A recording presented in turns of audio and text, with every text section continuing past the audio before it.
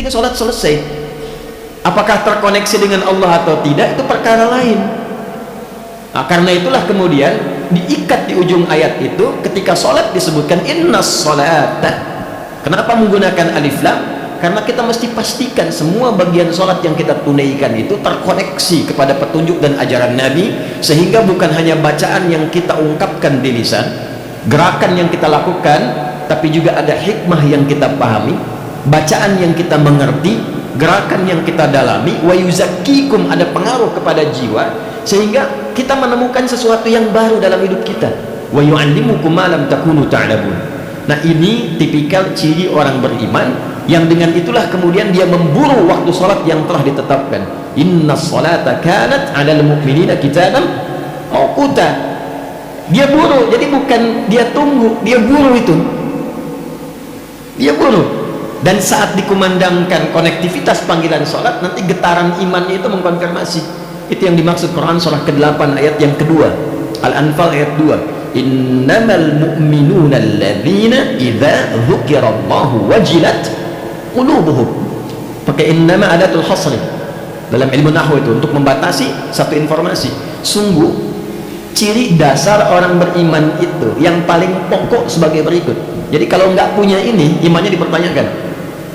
Yang paling pokok, idza dzukirallahu, bila disebutkan nama Allah, wajilat qulubuhum, ada konfirmasi getaran iman dalam tubuhnya, dalam hatinya. Nah, untuk mengecek ada iman tidak dalam tubuh kita, untuk mengonfirmasi itu, maka diperdengarkanlah nama Allah itu konsekuensinya, supaya terdengar oleh telinga kita, tembus ke dalam hati kita, supaya dikonfirmasi oleh bagian iman, ada enggak nuklea iman dalam jiwa kita itu. Maka diperdengarkan di telinga. Telinga bahasa Arabnya udhun, jamaknya disebut dengan adzan. Adzan itu bukan sekedar panggilan. Kalau cuma panggilan mungkin namanya nida, selesai. Ya. Kenapa disebut dengan adzan? Karena panggilan ini diperdengarkan pada orang-orang yang masih punya pendengaran. Dan Anda tidak akan temukan satu panggilan yang disebutkan setiap pergantian waktu dalam sehari, mengiringi pergantian waktu, berubah dari gelap ke terang, ya kan? Muncul subuh, gitu kan? Ya, ketika berubah pergantian waktu ada panggilan. Pindah ke siang ada panggilan, siang ke sore ada panggilan, sore menjelang malam ada panggilan, datang malam sebelum tidur ada panggilan. Untuk mengecek jangan-jangan paginya ada iman, sorenya hilang. Yusbihu mu'mina wa yumsi, jauh-jauh, Riau saja. Pekanbaru dengan Bengkalis sama nggak waktu subuhnya tuh? Dengan Kampar sama nggak? Tak. Perbedaan waktu itu bukan sekedar menunjukkan tempat lokasinya berbeda, tapi untuk memperdengarkan bacaan sholat 24 jam tidak berhenti di muka bumi ini.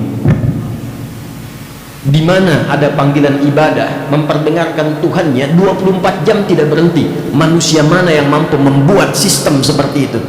Ini yang menunjukkan kebenaran ajaran Islam, yang menunjukkan dan menguatkan Islam itu bukan budaya, bukan buatan, tapi betul-betul ad-dinul haq. Karena itu pede Al-Quran mengatakan innad dina indallahil Islam. Nah, cuma pertanyaannya bagi yang mengaku muslim itu, ketika sudah mengatakan beriman, konfirmasinya ada enggak? Maka sholat pertama dari bangun tidur, nah ini yang mau saya sampaikan, dari bangun tidur kemudian kita terdorong untuk menunaikannya. Sholat pertama ini satu-satunya yang memiliki dua nama yang langsung disebutkan di Al-Quran, dan seluruh rangkaian namanya unik nanti ya. Jadi kalau ada kitab itu cukup bagus ya, misalnya Nawarat fi Ma'anis Shalah, ada Asrarus Shalah, dan beberapa kitab-kitab lainnya. Itu kalau kita ada kajian-kajian yang agak unik yang tidak banyak ulama mengkaji itu. Saya ambil contoh begini, nanti saya balik ke waktu awal. Kalau siang itu bahasa Arabnya apa? Nahar kan? Nahar kasa'id. Ini kan banyak mubalik majlis tabligh. Nahar. Tapi kenapa sholatnya zuhur namanya? Sore itu apa bahasa Arabnya? Masa al-khair ya akhi. Kok sholatnya asar? Kok namanya asar? Padahal asar itu kan bukan sore. Al-waqtul ladzi yu'asiruna fa huwa asrun. Setiap momentum yang kita lalui namanya asar. Kok sore sholatnya asar? Maghrib menjelang pergantian. Kalau malam apa? Lail, tapi sholatnya isya. Apa kaitan isya dengan asya? Apa kaitan asya dengan ma'isya? Itu semua nyambung. Tapi karena sekarang kultum, dan tadi dikatakan tausiah singkat, ya kan? Maka saya hanya akan buka bagian pertama saja. Kenapa sholat pertama itu subuh dan disebut juga dengan fajar? Kenapa ketika disebutkan fajar yang disebutkan Qur'annya? Kenapa ketika disebutkan subuh yang disebutkan tanafusnya? Quran surah 81 ayat 18, was-subhi idza tanaffas. Quran surah 17 ayat 78, aqimus salata liduluki syamsi ila ghasaqil laili wa qur'anal fajr inna qur'anal fajr kana masyhuda. Yang lainnya salat, begitu masuk ke fajar Quran, begitu masuk ke subuh tanafus. Pernah nggak kita kaji itu? Itu poin yang pertama dulu. Bapak Ibu sekalian, hadirin rahimani wa rahimakumullah. Saya mulai dari fajar dulu. Ada 3 kata dan 3-tiganya muncul di Quran. 1 fajar, 2 infajar, 3 fujur. Ya, fajar, infajar, 3 fujur. 3-tiganya punya akar kata yang sama, berasal dari huruf fa, jim, dan ra, yang asal mula katanya adalah sesuatu yang memancar ya terhadap respon dari satu hal. Jadi ada satu pancaran ya untuk merespon satu hal, keluar pancaran itu. Jika yang dimaksud responnya fisikal, keluar memancar secara material, itu digunakan kata infajar namanya. Contoh gini, Umri mau bor air nih, aksi sosial misalnya ke satu daerah, mau bor air. Ketika dibor, airnya keluar memancar kan ke atas, itu namanya infajar, materinya keluar. Ya, contoh Quran surah kedua ayat 60, 12 kabilah suku supaya mengeluarkan 12 mata air langsung supaya nggak rebutan 12 nih. Maka turunlah firman Allah, pukulkan tongkatmu yang kayu ke batu itu untuk menunjukkan ini mukjizat. Kayu sama batu kuat mana? Batu. Tapi untuk menunjukkan tongkat ini ada mukjizatnya, pukulkan kayu ke batu, yang pecah batunya nanti memancar dari batu itu 12 mata air. Wa idistasqa Musa liqaumihi faqulna dharib bi'asakal hajar. Asa hajar, bi'asakal hajar. Falfajarat, bukan fafajarat, falfajarat min husnata asyrata aina, memancarlah 12 mata air. Tongkatnya Musa alaihi salam kayu, dipukulkan ke batu, yang pecah batunya keluar 12 mata air. Anda pengen tes tongkat emas Anda itu mukjizat bukan? Pukulkan ke batu, keluar 12 air mata itu. Pecah tongkatnya. Ya, keluar fajar, infajar. Kalau Anda memberikan respon ke dalam diri, ke jiwa nih, lalu sampainya bukan ke takwa, sampainya ke nafsu ya, maka ada respon dari nafsu itu keluar. Nah, responnya disebut fujur namanya. Fujur ya, keluar dari sini kok lihat alas kakinya bagus amat gitu, punya si Ahmad aja nggak sebagus itu misalnya kan. Nah, masuk itu ke nafsu, diprovokasi oleh setan. Kan cuma 2, kalau bukan dimotivasi oleh malaikat, diprovokasi oleh setan. Cuma 2 itu saja. Yang bekerja untuk takwanya itu adalah malaikat, disebutkan 88 kali dalam Al-Quran. Yang bekerja memprovokasi nafsu itu setan. Setan disebutkan 88 kali di Quran. Jadi setiap kali kita ingin mengambil keputusan, yang akan merespon itu hanya 2 kemungkinan. Kalau bukan takwa, itu fujur di nafsunya. Karena itu tempatnya disebut dengan kolbun, karena selalu ada yang koluba ya, ada dinamika di dalamnya, selalu bergetar, berbolak-balik, karena selalu ada 2 bagian ini. Kalau bukan mengajak, mengejek ya. Anda kan bangun tidur saja dengar adzan kan 2, putuskan cepat berangkat atau tunggu sebentar, matikan alarm, atur lagi kan ya. Nah, maka ketika diberikan misalnya respon itu oleh setan ya, lalu disambut oleh nafsu, itu yang keluar pancarannya fujur namanya, mengeluarkan aura keburukan yang disebut nanti ketika keluar disebut dengan su. Ya, ini yang dimaksud Quran surah ke-12 ayat 53. Wa ma ubarri'u nafsi innan nafsa la'ammaratun bis-su. Bagian mana yang ada di nafas yang ada su di situ, itu yang disebut fujur, lawan dari takwa. Lawan ini, ya, paradoks ini ditampilkan di Quran surah 91 ayat 7 sampai 10. Wa nafsi wa ma sawwaha fa alhamaha fujuraha wa taqwaha. Qad aflaha man zakkaha wa qad khaba man dassaha. Kaifal husul ala al-falah biistimali tazkiyah. Bagaimana mendapatkan falah dengan menekan fujur ini supaya tazkiyah itu keluar? Maka diperdengarkan di telinga kita, hayya 'alal falah. Disambut oleh kita untuk fungsi tazkiyah, mengerjakan apa? Salat. Diperdengarkanlah sejak awal bangun supaya tazkiyahnya fungsi, fujurnya ditekan, yang muncul di takwa. Takwa itulah yang nanti akan memancarkan gelombang merespon panggilan adzan. Respon itulah yang disebut dengan fajar.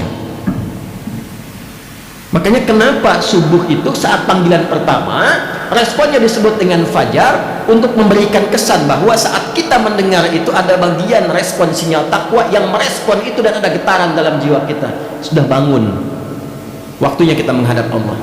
Ditandai dengan cahaya fajar yang muncul secara material, membelah kegelapan malam, memunculkan cahaya terang.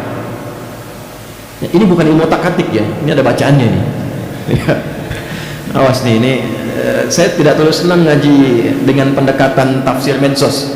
Ya, tak takayuk taktiku tiktokan gitu kan, fasbakayu facebooku facebookan, ya, tabayat tubuh youtuban, instagramu instagraman. Muncul semua tuh, balik ya. Jadi fajar itu menjadi penting karena itu sinyal awal pembuktian kita sebagai insan beriman. Itulah sebabnya kenapa sholat di Quran satu-satunya yang disebut sebagai bagian dari penentu iman, namanya iman. Zakat tidak disebut iman, puasa tidak disebut iman, walaupun dibuka dengan ya ayyuhalladzina amanu, tetap siangnya disebutkan. Tapi sholat ketika disebutkan dia menjadi penentu iman. Al-Baqarah ayat 143 di ujung ayatnya, wa ma kana Allahu liyudhi'a imanakum. Al-farqu bainal mu'min wal kafir tarkus shalah, kata Nabi. Jika Anda ingin cek perbedaan orang yang sudah beriman dengan yang belum, lihat sholatnya. Itu. Baik, saya agak cepat karena tausiah singkat ini. Ketika direspon itu oleh cahaya iman kita yang terpancar, apa yang kita bawa menghadap Allah? Ternyata beda, nggak sama. Apa perbedaannya? Maka disambungkanlah oleh kita, lompat dulu ke Quran surah 81 ayat 18, was-subhi idza tanaffas, dan aku bersumpah demi waktu subuh apabila tanaffas, semua aktivitas itu dimulai dengan mengeksekusi setiap gerakan-gerakan, rencana-rencana yang sudah terukur dan matang. Jadi Allah itu membuat sistem kehidupan yang terukur dan matang, yang semua makhluk mengerjakan itu sejak subuh dimulai berputar. Ya, kalau bahasa kita bersamaan dengan nafas yang mengalir itu, maka kegiatan dimulai. Silakan cek tumbuhan itu mulai mengeluarkan oksigen itu kapan? Subuh. Karbon dioksida diserap, oksigen keluar. Saya buktikan itu di Belanda, Pak. Untuk membuktikan itu, qadarullah waktu di Belanda, di Utrecht. Kalau di sini kan kedengaran adzan. Saat kami di Delft, di Utrecht tepatnya, itu kan ngecek jam berapa subuhnya tuh di Belanda, daerah Utrecht. Qadarullah flatnya itu, apartemennya, itu penginapannya tuh di area-area yang rimbun dengan tumbuhan pepohonan, dekat kanal. Ada 13 kanal yang tersambung ke seluruh wilayah provinsi di Belanda itu. Dan kalau nanti ada waktu main-main ke Delft itu ada tempat VOC di situ. Saya pernah menduduki markas VOC 20 menit tuh. Untuk riset. Itu mohon maaf tuh ya, teman-teman yang kita majlis tabligh, kemudian di sini ada teman-teman di Umri. Ini nggak ada 1/5-nya luas ruangan VOC dari ruang masjid ini. Ruangannya kecil. Cuma di depannya gudangnya besar. memanjang dari kali, yang kali itu menyambung nanti ke Samudra Hindia. Jadi kalau ngambil dari kita itu rempah-rempah, mereka langsung ngambil kapal, itu langsung berhenti depan gudangnya, bongkar muatnya. Tapi poinnya bukan itu. Saya kembali ke Utrecht. Jadi sebelum 5 menit sebelum waktu subuh tiba, saya keluar. Tidak ada segar-segarnya. Padahal semua isinya pohon, dan itu udaranya luar biasa. Begitu masuk ke waktu subuh, itu berubah drastis, segar semua, oksigen muncul. Wasubhi idza tanaffas. Matahari mulai bertugas. Ke-8 malam, belah, keluar cahaya. Ya, semua bertugas. Anda bayangkan, yang tidak dihisab saja mengikuti sistem yang Allah buat. Manusia itu bukan hanya sistemnya, diatur oleh Allah pergerakannya, pedomannya, arahnya, ditunjukkan sampai ditanya, fa'aina tadhhabun? Engkau ini mau kemana sebetulnya? Engkau aku ciptakan, hikmahnya aku jelaskan, sistemnya aku terangkan, pedomannya aku kirimkan, rasulnya aku tetapkan, pembinaannya ada, penjelasannya lengkap. Tapi masih belum paham juga, masih belum dipilih juga. Engkau mau kemana? Maka ketika datang panggilan itu, kita pun mulai merencanakan, membawa peta hidup, peta jalan kehidupan, bagaimana mengawali kegiatan di hari ini supaya terukur. Dalam bahasa Arab, ketika Anda menyiapkan sesuatu yang terukur, terencana untuk dieksekusi, itu disebut dengan subuh namanya. Dari kata asbah. Kalau orang Arab tanya kaifa asbahta ya akhi, itu bukan hanya tanya kabar, tapi bertanya, bagaimana perencanaan aktivitasmu di hari ini? Apakah baik?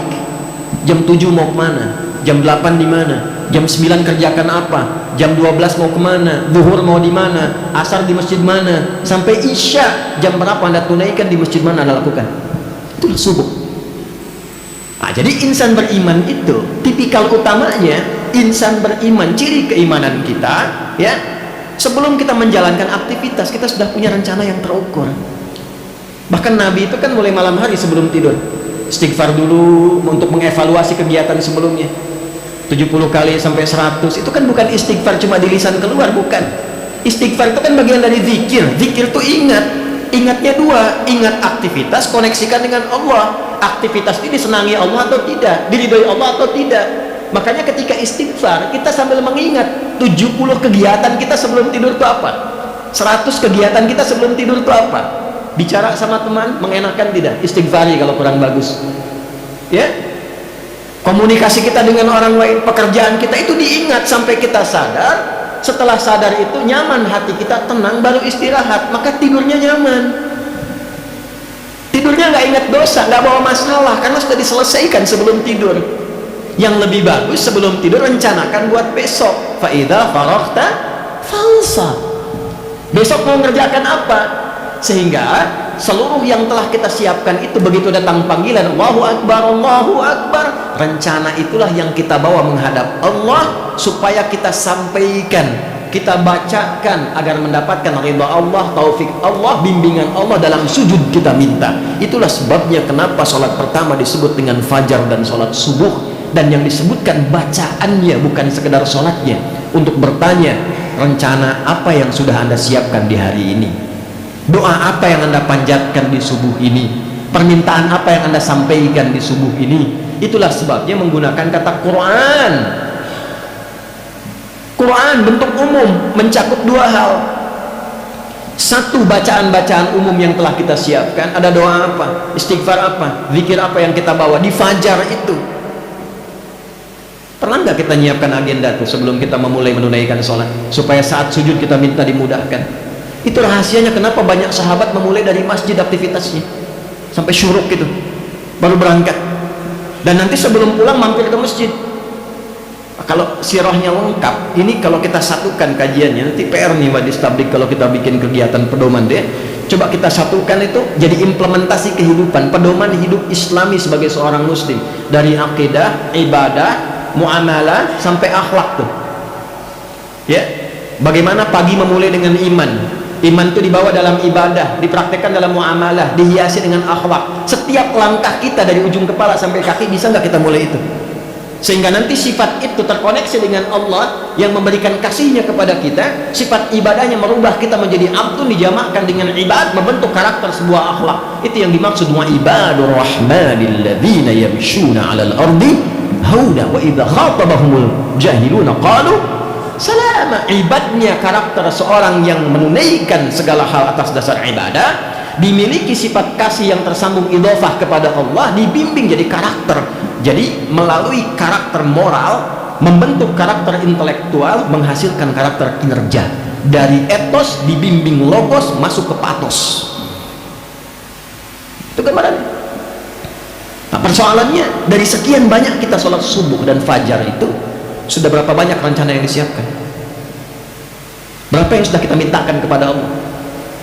Nah, aspek keduanya, Quran juga permintaan itu ketika berjamaah nanti diwakilkan bacaan umumnya oleh imam. Itulah sebabnya kenapa imam kualifikasinya itu spesial, khusus. Karena diantara makna Quran kalau idhofah itu diantara maknanya Al-Quran yang dibacakan. Quran surah 75 ya, dari ayat kita ambil saja misalnya 16 sampai 18. La tuharrik bihi lisanaka litajala bihi inna alaina jam'ahu wa qur'ana fa idza qara'nahu fattabi' qur'ana wa qur'an al-fajr inna qur'an al-fajr kana mashhuda. Maka kita punya bacaan yang kita bawa, jamaah di masjid diwakilkan oleh imam. Itulah sebabnya kadang-kadang imam sudah menyiapkan ayat, tiba-tiba saat mimpin bisa berubah itu. Gak percaya silakan, bisa berubah. Kenapa? Karena Allah arahkan bacaan itu sesuai dengan kepentingan umumnya makmum. Itulah sebabnya imam berikhtiar. Dicontohkan Nabi sebelum sholat nengok dulu ke jamaah kan, bukan perkara istau istaqimu dan jamaah jawab sudah tahu. Bukan itu yang penting. Lihat siapa yang sholat, adakah yang buru-buru, adakah wajah-wajah sedih, adakah wajah-wajah yang ikhlas sehingga bacaannya harus surat al-ikhlas.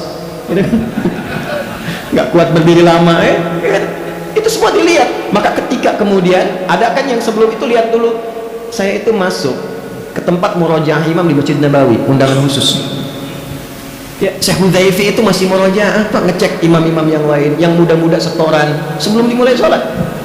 Kami diundang masuk, lihat diskusi, setelah itu dibawa ke makam Nabi, udah selesai ke Raudhah dan sebagainya. Itu masih murojaah, kan ada CCTV. Kita kan lihat tuh, ini makmumnya siapa, gambarannya bagaimana, baru dipilihkan sholat sesuai dengan keadaan makmum berdasar gambaran imam. Tapi kadang-kadang ketika itu pun saat mulai bertakbir itu bisa berubah surat yang dibaca. Coba kenapa nggak disambungkan ayat 16 tiba-tiba inna anzalna tuh? Dari surat 2 ke surat 97 kan lompatannya jauh tuh. Itu kan nggak tiba-tiba pengen dibaca begitu saja, itu beda sifatnya, itu lain. Nah itu yang saya maksudkan. Ayo coba kita gabungkan 4 elemen ini, sehingga ketika kita gabungkan berwujudlah kemudian menjadi bagian manusia yang paripurna. Nah sekarang pertanyaannya, ada nggak bimbingan merencanakan kegiatan untuk menjalani visi hidup dimulai dari subuh? Nah itulah nanti yang akan kita bahas dalam bahasan khusus di sesi Majlis Tabligh setelah ini, supaya nanti kita punya pedoman yang akan ditebarkan kembali, sehingga umumnya ya masyarakat Indonesia baik yang tergabung di Persyarikatan Muhammadiyah atau juga yang kawadir yang lainnya bisa mendapatkan manfaat dari kajian-kajian yang bisa kita rumuskan di kesempatan ba'da subuh ini. Saya kira, saya mohon maaf kalau tausiah singkat ini tidak begitu singkat, tapi untuk menajamkan apa yang saya sampaikan supaya setidaknya kita bisa memahami dengan lebih maksimal. Subhanakallahumma rabbana wa bihamdika nasyhadu an la ilaha illa anta nastaghfiruka wa natubu ilaik wa akhiru da'wana alhamdulillahi rabbil alamin. Nasrun minallahi wa fathun qarib wa basyiril mu'minin. Assalamualaikum warahmatullahi wabarakatuh.